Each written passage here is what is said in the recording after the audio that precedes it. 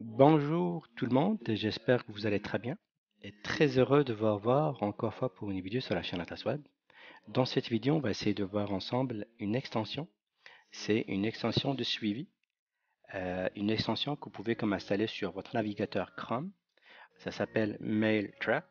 Donc ça permet, comme son nom le dit, donc le mail, courriel, et le track, c'est le suivi. Donc ça va nous permettre de savoir si la personne a lu notre message. Des fois, on a des informations où on fait un suivi pour X raisons et on aimerait juste savoir si la personne a bel et bien ouvert et lu notre message. Donc ça, c'est MailTrack. On peut l'installer gratuitement. Par contre, c'est pas très professionnel pour sa version gratuite parce que vous allez le voir, il y a une signature. La signature avec le mail track, comme quoi ce courriel est, il y a comme un track de courriel, donc la suivi de courriel. Et c'est sûr, la personne réceptrice, il va le savoir.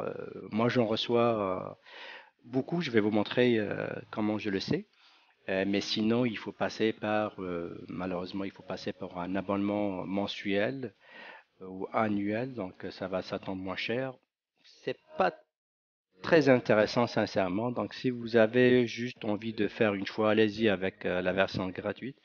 Ben, tant pis pour la personne s'il va voir comme quoi il y a une signature ou non.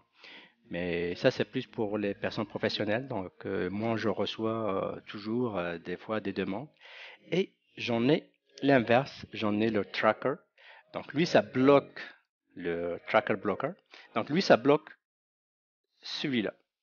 Donc ça me permet de savoir si la personne a utilisé un suivi pour son courriel et ça le bloque. Il va pas savoir, je ne l'ai pas encore testé, mais je crois qu'il va pas savoir comme quoi j'ai lu son message. Mais j'ai l'indice comme quoi le courriel, il y a un track dessus, on peut le voir ensemble. Donc vous voyez ici le signe T. Donc le signe T, c'est pour le tracker. Donc la personne qui m'a envoyé le courriel, donc il a inséré un suivi pour le courriel pour savoir si j'ai reçu le courriel et j'ai lu le courriel. Donc on peut le bloquer. Euh, pour l'exemple pour le mail track, donc on peut le voir, je vais vous montrer.